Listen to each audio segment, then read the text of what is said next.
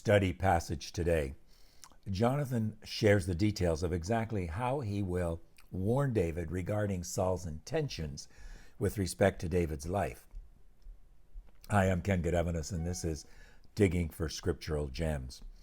Thanks for joining us as we look at 1 Samuel chapter 20, verses 18 to 23.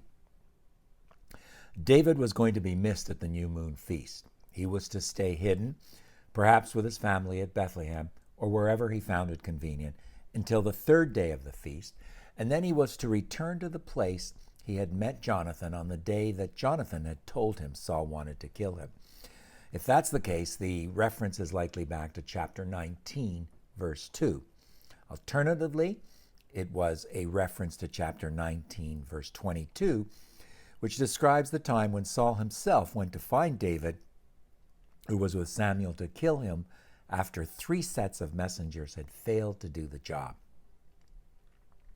So David was to stay by the stone named Ezel. He was to conceal himself by some cave or hiding place near that spot on the appointed day. Jonathan was to show up and shoot 3 arrows to the side of the stone as if he was aiming for a target.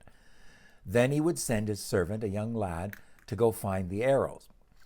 If he called out to the lad that the arrows were closer than where the lad was looking, that would be a code message to David that all was well and he could be safe in returning to where Saul lived and the palace. If he told the lad that the arrows were beyond where he was, further out still, that was a code for David to flee.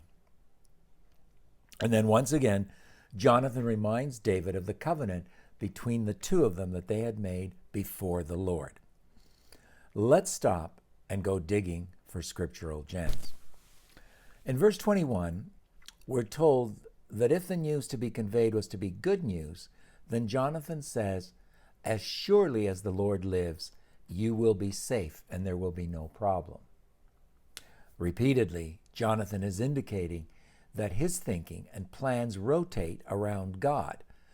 David had chosen a great friend, but this also indicates that Jonathan was going to be very sure of his message to David.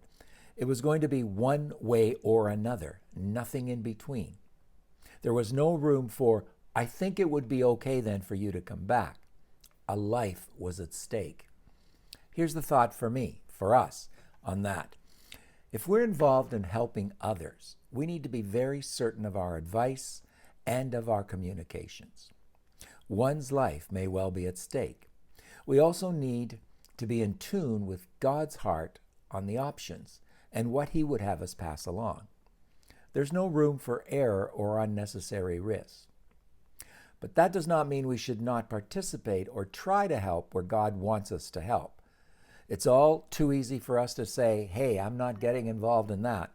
Well, friends, I believe there are times when God wants us to get involved.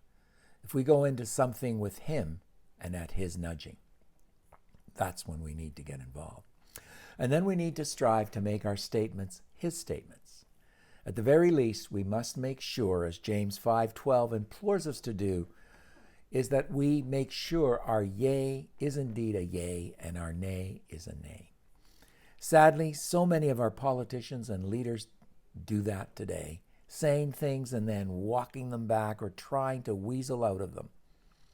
Strong friendships require honesty and dependability, and God demands it in His relationship with us.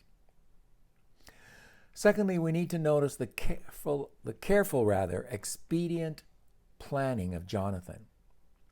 Why go to all this trouble involving arrows and target practice and the lad going after the arrows, etc.? Well, Jonathan realized that one of the things that may have resulted was that Saul would have people spying on him after the feast, and he might not get a chance to speak to David again in person as he was at this time.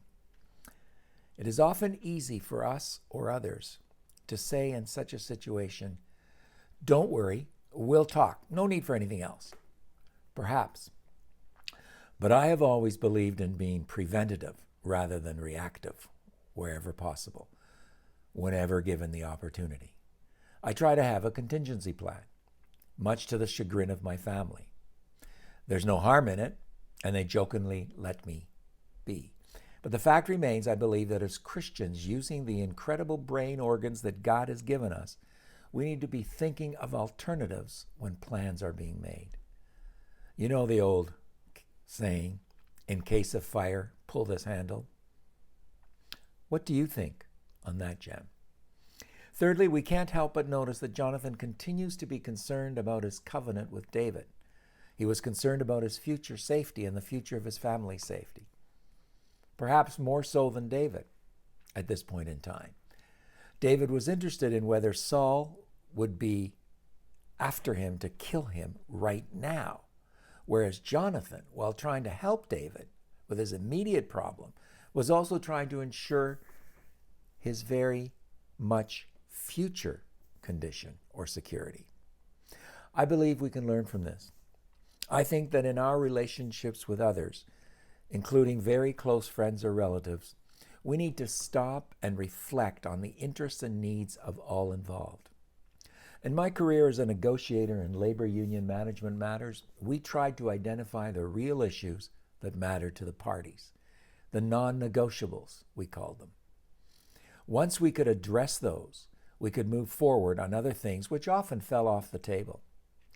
Addressing the crucial interests of both sides led to what we called win-win agreements. Short of compromising on anything that God would not have us compromise on, we need to look for win-win solutions in all our dealings, especially with other brothers and sisters. In summary, 3 gems today. We need our assistance to be given with certainty.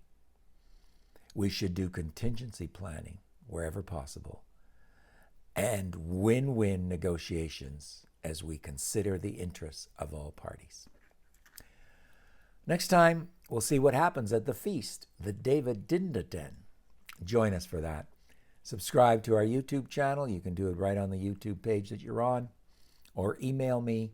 My email address is at the end, and I'll be happy to add you to a BCC notification list. Share these videos and studies with others so that they may get into the Word. Write to us, answer our questions. We asked for some input today. Glad to hear from you. Above all, keep on studying. And don't forget, if you're interested in something more, go to Facebook, put in Digging for Scriptural Gems, and join up with us there. A number have. Thanks so much.